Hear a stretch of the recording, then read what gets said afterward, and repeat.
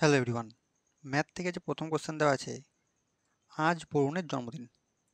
বলছে আজ থেকে 12 বছর আগে তার যা বয়স ছিল তার ঠিক দ্বিগুণ বয়স হবে আজ থেকে 1 বছর পরে।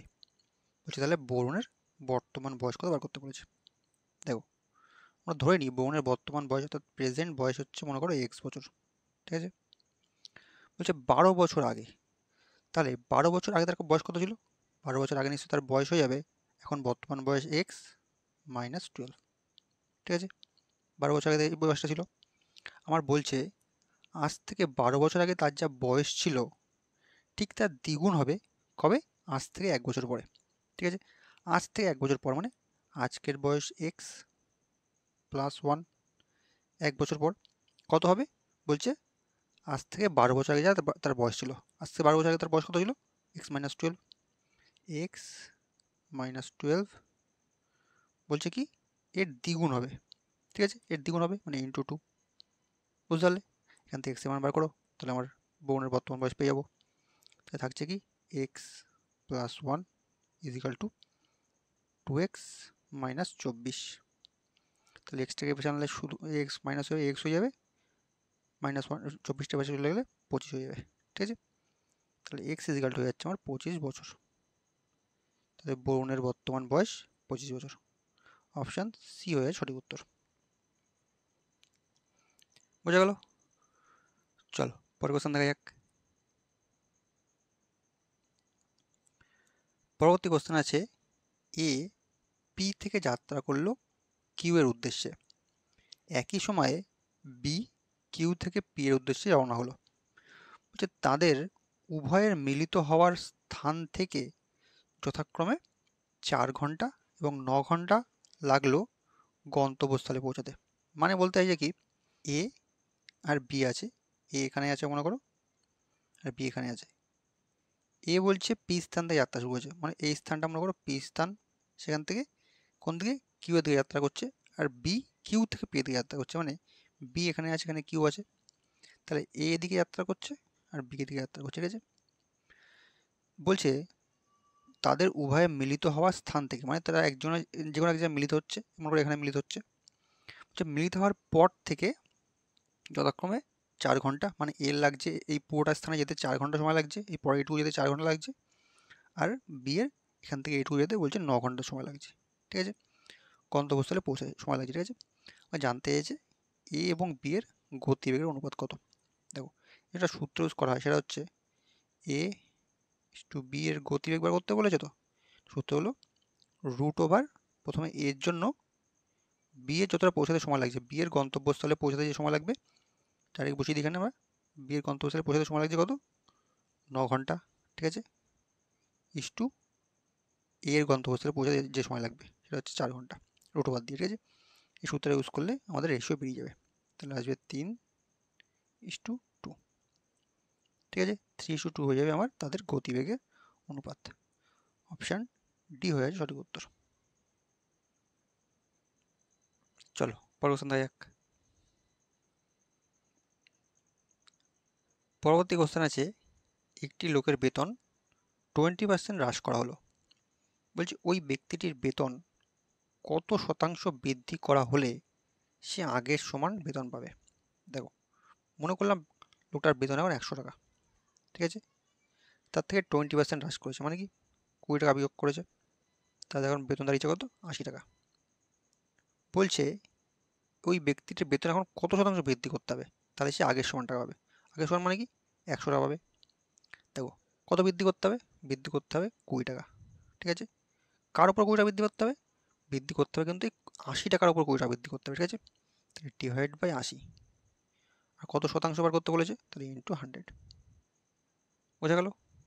কাটো, 20 দিয়ে কাটলে 4 × 80, 4 × 25 100, মানে তার বেতন এখন 25% বৃদ্ধি করতে হবে, তাহলে সে আগের বেতনে ফিরে যাবে, ঠিক আছে।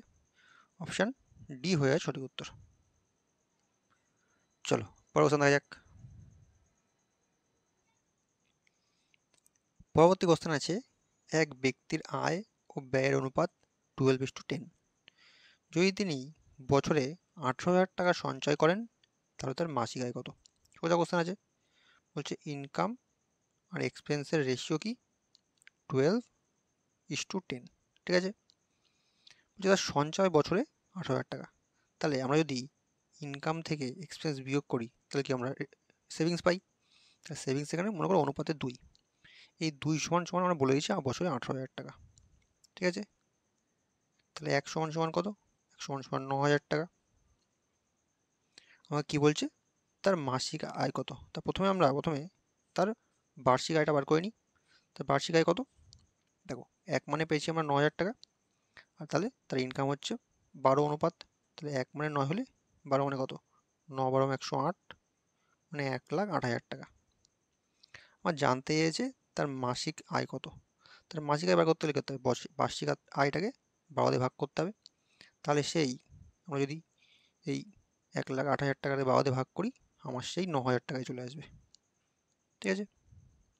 তাহলে তার মাসিক আয় হয়ে যাচ্ছে 9,000 টাকা। অপশান ডি হয়ে যাচ্ছে সঠিক উত্তর। চলো পরের কোশ্চেন দেখা যাক।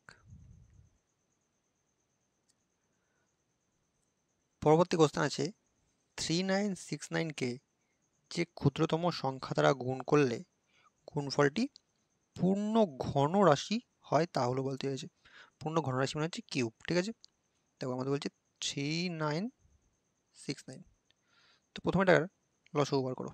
দেখো আমরা 3 দিয়ে দিই, 1 3 2 3, আবার 3 দিয়ে দাও, 3 4 12, 1 10 2 12, 3 4 12, 3 1 3, ঠিক আছে। আবার 3 দাও, 3 1 3, 1 14, 3 4 12, 2 21, 3 7 21, ঠিক আছে। এবারে 7 দিয়ে দাও, 7 2 14, 7 1 7, এবার যদি আবার 7 দিয়ে দাও তো থাকছে 3 7 21। তাহলে আমার দাঁড়াচ্ছে, দেখো আমার ঘন রাশি বলেছে, তাহলে আমার একটা দুটো তিনটে 3 পাচ্ছি, মানে একটা 3 কিউব পেয়ে যাচ্ছি, ঠিক আছে। একটা ঘন পাচ্ছি ইন্টু 7 দুটো পাচ্ছি, মানে 7 স্কোয়ার পাচ্ছি, ঠিক আছে। আর কি পাচ্ছি? আর একটা 3 পাচ্ছি এক্সট্রা। তাহলে কি কি গুণ করলে আমার এটা ঘনতে পরিণত হবে? এই 7-এর সঙ্গে আরেকটা 7 গুণ করলে ঘন হয়ে যাবে, আর এই 3-এর সঙ্গে আরও যদি 3 স্কোয়ার গুণ করে দিই তাহলে কি মানে ঘন রাশিতে পরিণত হচ্ছে। তাহলে আমার এক্সট্রা কী গুণ করতে হয় সেটা আমার জানতে চাইছে। এক্সট্রা একটা 7 গুণ করতে হচ্ছে আর একটা 3 স্কোয়ার মানে 9 গুণ করতে হচ্ছে, মানে এই 7 নং 63। টোটাল এই 63 যদি আমরা এই সংখ্যাটার সঙ্গে গুণ করি তাহলে এই সংখ্যাটা পূর্ণ ঘনরাশিতে পরিণত হবে, ঠিক আছে। অপশান সি হয়ে সঠিক উত্তর, 63 গুণ করতে হবে, ঠিক আছে। চলো পরের কোশ্চেন দেখা যাক। পরবর্তী কোশ্চেন আছে একটি ব্যাগে 1 টাকা 50 পয়সা এবং 25 পয়সার মুদ্রার সংখ্যার অনুপাত আমরা বলে দিয়েছে 2:3:5 হলে তাদের মূল্যের অনুপাত কত বার করতে বলেছে। সোজা আছে, দেখো সংখ্যার অনুপাত বলে দিয়েছে, মানে 1 টাকা আছে কটা? দুটো। 1 টাকা দুটো আছে মানে মোট 2 টাকা আছে, ঠিক আছে। ইস্টু 50 পয়সা আছে 3টে, তাহলে 50 পয়সা 3টে মানে মোট 1.5 টাকা আছে, ঠিক আছে। আর কি আর আছে 25 পয়সা 5টা, 5 25 125, মানে 1 টাকা 25 পয়সা আছে, ঠিক আছে। এবার দেখো পয়েন্ট তুলতে হবে, যেটা পয়েন্ট তুলি নিচে 100 আসবে, তো পয়েন্ট তুলে নিচে 100 আসবে। তাহলে যদি 100গুলো কাটতে হয় তাহলে কী করতে হবে? সবগুলোর সঙ্গে 100 গুণ করে দিতে হবে ওপরে, ঠিক আছে। 100 উপরে গুণ করে দিতে হবে, তাহলে এই কেটে যাবে, এই কেটে যাবে। যেহেতু এর সঙ্গে গুণ করলাম তাহলে এর সঙ্গে গুণ করতে হবে 100, তাহলে আমার দাঁড়াবে কি? দাঁড়াবে হচ্ছে 200:150:125, ঠিক আছে। এবার ডাইরেক্ট 25 থেকে দাও, 8 25 200, 6 25 150, 5 25 125, তাহলে অনুপাত কী দাঁড়ালো? 8:6:5। অপশান ডিতে আছে 8:6:5। চলো পরের কোশ্চেন দেখা যাক। পরবর্তী কোশ্চেন আছে 5 অঙ্কের কোন বৃহত্তম সংখ্যা 351 দ্বারা বিভাজ্য? সোজা কোশ্চেন আছে। 5 অঙ্কের সবচেয়ে বৃহত্তম সংখ্যা হচ্ছে 5টা নয়, আমরা জানি 1 2 3 4 5, এটাতে ভাগ করো 315 দিয়ে। বলছে কোন সংখ্যাটা দ্বারা বিভাজ্য, মানে 351 দিয়ে ভাগ করলে যেটার ভাগশেষ থাকবে না সেই সংখ্যাটা জানতে চেয়েছে। যদি আমরা ভাগ করি, দেখো একবার না 3বার ধরে আরেক 300, 3 45 আর 3 3 9, ঠিক আছে। থাকছে 5 আর 4 9, 4 আর 5 9, থাকছে 9। এবার যদি আমরা 2 দেওয়া দিলে বেশি হয়ে যাচ্ছে, একবার দাও 315 বিয়োগ করলে 4, 1 আর 3 4, তাহলে 3 আর 2 5, মানে 240। তাহলে আবার 9 এখানে আসছে, মানে 2 3 4 7 9 চলে আসছে। এবার যদি আমরা এটাকে মনে করো 3 7 21, 4 7 28 আছে, ওই 3 বাদ দিয়ে দেখি, সরি 7 বাদ দিয়ে দেখি, 5 7 35 5, আর দেখে 3, 7 7 3 10 0, আর দেখে 1, 3 7 21 থেকে 22। ঠিক আছে, তাহলে এর বিয়োগ করে কত আসছে? বিয়োগ করলে আমার আসবে 5 আর 4 9, 4, 2 এর আগে 3, আর 2 2 মানে আমার ভাগশেষ থাকছে হচ্ছে 144। তাহলে আমরা যদি এই সংখ্যাটা থেকে 1 2 3 4 5 এটার থেকে 144 বিয়োগ করে দিই, তাহলে সেই সংখ্যাটাই নিশ্চয়ই পুরোপুরি এই ভাগ চলে যাবে। ঠিক আছে, তাহলে বিয়োগ করো 5 আর 4 9, তারপরে হচ্ছে হাতে কিছু নেই, 5 আর 4 9 থাকছে, 8 আর 9 9 9 99855 হচ্ছে আমার সেই সংখ্যাটা, যেটা কিনা 351 দ্বারা সম্পূর্ণরূপে বিভাজ্য। ঠিক আছে, কোথায় আছে? 99855, অপশান সিতে আছে। অপশান সি হয়ে সঠিক উত্তর। চলো পরের কোশ্চেন দেখা যাক। পরবর্তী কোশ্চেন আছে, এ ও বি নল দুটির সাহায্যে একটি জলধারাকে যথাক্রমে 16 মিনিট এবং 24 মিনিটে ভর্তি করা যায়। নল দুটিকে একসাথে খোলার কিছুক্ষণ পর একে বন্ধ করে দেওয়া হলো এবং দেখা গেল জলাধারটি মোট 12 মিনিটে ভর্তি হয়ে গেল। বলছে খোলার কতক্ষণ পর এ নলটি বন্ধ করা হলো আবার করতে দিয়েছে। দেখো আমার বলছে এ নলটা কত মিনিটে ভরতে পারে? 16 মিনিটে। পি নলটা পারে 24 মিনিটে। টোটাল যদি আমরা জলাধারটা বার করতে যাই, তাহলে এই দুটো লসাগু করতে হবে। 16 আর 24 লসাগু বের করলে বেরোবে 48। ঠিক আছে, তাহলে মোট জলাধারটা হচ্ছে 48 অংশ। এবার এফিসিয়েন্সি বার করো, 16 দিয়ে 48কে ভাগ করলে 3 × 48, মানে এ 1 মিনিটে 3 অংশ ভরে। 24 ভাগ করলে 24 × 48, মানে এ 1 মিনিটে 2 অংশ ভরে। ঠিক আছে, আমার বলছে জলধারটির মানে কিছুক্ষণ খোলার পরে এই নলটা বন্ধ করে দিয়েছিল, আর দেখা গেছে জলধারটা মোট 12 মিনিটে ভর্তি হয়ে গেছে। তা দেখো এই মোট 12 মিনিট নিশ্চয়ই বি পুরো কাজ করেছে। ঠিক আছে, তাহলে বি 1 মিনিটে 2 অংশ ভরে, তাহলে 12 মিনিটে কত অংশ ভরবে? 12 × 24 অংশ ভরবে। ঠিক আছে, তাহলে মোট 48-এর মধ্যে 24 বি একা ভরছে, তাহলে বাকি 24 নিশ্চয়ই এ ভরেছিল। ঠিক আছে, তারপর তাকে এটাকে বন্ধ করে দেওয়া হয়েছিল। তাহলে এখান থেকে যদি আমরা এর এফিসিয়েন্সি থেকে ভাগ করি, মানে এ 1 মিনিটে 3 অংশ ভরে, ডিভাইড বাই 3, 3 8 24, মানে এর এই 24 অংশ ভরতে কত মিনিট সময় লেগেছিল? 8 মিনিট সময় লেগেছিল। তাহলে এই নিশ্চয়ই 8 মিনিট পরেই এই নলটাকে বন্ধ করে দেওয়া ছিল, তার ফলে কি হয়েছে? তার ফলে মোট 12 মিনিটে কাজটা কমপ্লিট হয়ে গেছে। তাহলে আমার কোশ্চেনে জানতে চেয়েছিল কি কতক্ষণ পর এই নলটা বন্ধ করে দেওয়া ছিল?